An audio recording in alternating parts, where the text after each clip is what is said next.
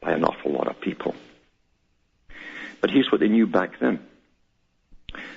It says, deprivation in human children, especially thousands of them. Harlow's name is bonded to experiments that might be questionable today. For example, he separated a baby monkey from its mother, we've all heard about that one, and raised it in a cage with two substitute mothers. The wire monkey had a bottle for the infant, the cloth one didn't. Tellingly, as soon as the infants finished nursing, they abandoned the wire monkey and clutched the cloth one. But even though the experiment demonstrated the primacy of nurture to sustenance, the cloth mother was not an adequate replacement. The isolated monkeys grew up with severe emotional and behavioral problems, says Carlson, Associate Professor of Neuroscience and Psychology at Harvard Medical School.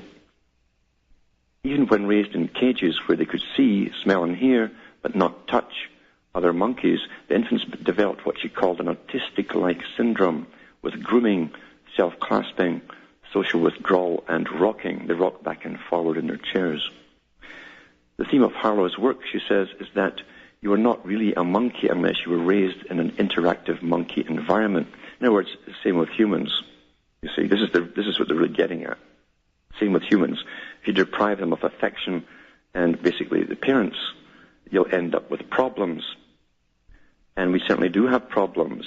Many children who go through these orphanage systems end up with massive problems, and there's an awful lot of abuse goes on in them too. Always. It's always been the same. It says here, Carlson says, Harlow's demonstration of the power of social deprivation directed my career. After a long period mapping nerve connections between the hand and the brain, she now studies the impact of abuse and isolation on the HPA, which is the hypothalamic pituitary adrenal axis, and on the powerful stress hormone cortisol made by the HPA. We've already described how much touch modifies this important stress system in rats, she says, and I'll continue this as she goes on to the humans to see what happens to them. Back in a moment after this break.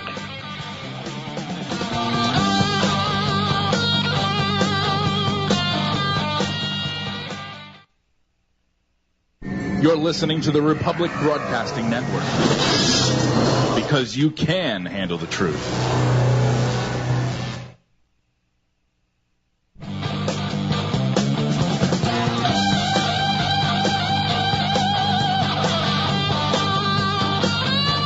Hi folks, I am Alan Watt. We're cutting through the matrix, and I'm reading an article from a professor of neuroscience talking about how her career was directed by studying deprivation of animals, and eventually led her to study deprivation and the effects on children. It says here, Carlson says, Harlow's demonstrations of the power of social deprivation directed my career. After a long period mapping nerve connections between the hand and the brain, she now studies the impact of abuse and isolation on the HPA, hypothalamic pituitary adrenal axis. It says here, we've already described how touch modifies this important stress system in rats. Children show similar effects. A child vaccinated while sitting on a mother's lap has a relatively low rise in cortisol. And it says, by the way, cortisol is usually measured in saliva, such as drooling. Actually, swabs of the mouth provides plenty of samples, so there's no need to jab. And she says, kids. Now, kids is psycholinguistic for an animal. It's a young goat, and that came from Lenin. But anyway, she says here, for blood samples, I'm just trying to show you how they actually put in and alter words, which alter impressions of even people, young children. In the orphanage, it says, if Harlow's monkey experiments might be considered cruel today, what can we say about the human deprivation experiment in Romanian orphanages? Carlson said she found the whole affair pretty shocking.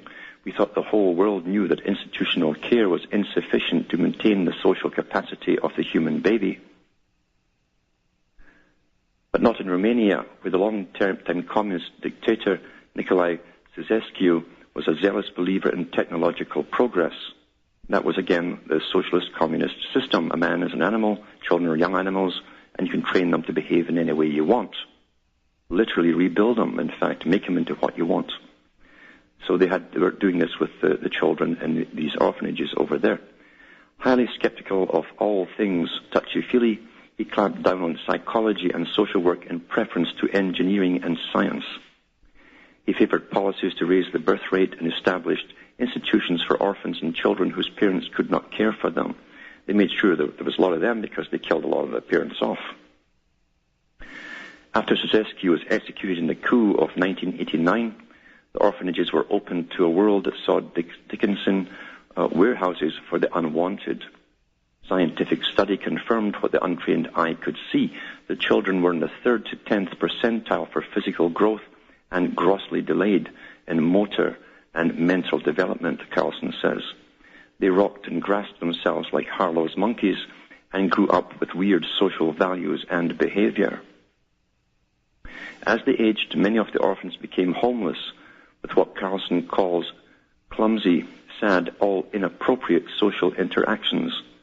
To express affection, one boy might kiss another on the top of his head.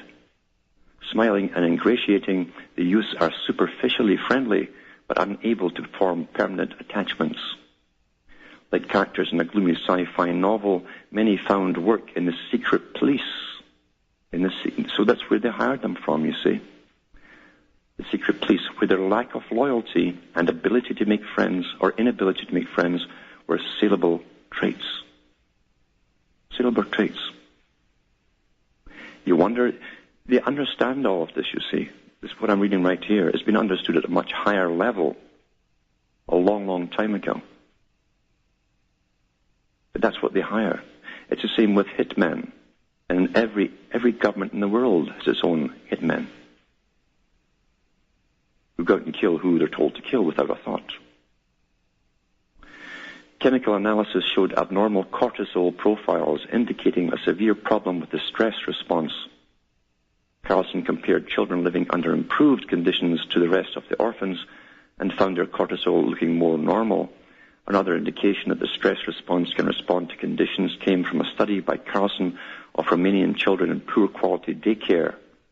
During the week, cortisol was abnormal, but when they returned home for the weekend, it looked more normal. Now, if they're telling you here, if you think about it, is that being away from your parents at that age is abnormal. That's what they're telling you here. Like they don't know that, didn't know that before she came out with this study. This has always been understood. To Carlson, the issue is not simply science, but human rights. Now, they use a spin on it. Romania, like every other country except the United States and Somalia, has ratified the United Nations Convention on the Rights of the Child. Now, anyone who's gone through the Convention on the Rights of the Child will see that the parents end up having no rights at all. That's what came out of it. Again, with the use of psycholinguistics, I mean, who would ever complain about a convention on the rights of the child? It sounds wonderful. We're all human. We're all people. What's wrong with giving children rights? And these are the kind of lovely terms they come out with that generally means the opposite in reality. We're dealing with a science at the top here. It's incredibly cunning. Anyway, it goes on to say the goal of her research, she says, is not simply to prove that neglect causes hormonal changes, like this is new, but also to prevent future abuse. We felt Romania was in violation of the rights of the child. We thought maybe a molecule such as cortisone would make a strong argument to people who did not find the behavior compelling enough. Indeed, things have begun looking up in Romania. The new president established a children's office and declared the intention to close the orphanages. Workers in the orphanage she studied have started cuddling the children and trying to teach colleagues about children's emotional needs. If they're using the same workers, I think they should start working on them first, because obviously how could they work for years depriving children of natural emotion? The contact between... But there again, they were not the parents.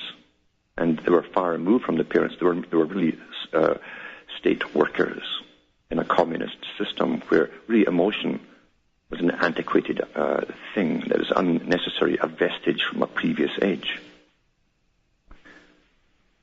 The reason I'm talking about this again is because, you see, these techniques are used on society. There's many ways to use the same technique on people I've read articles from other scientists who say that even daycare is a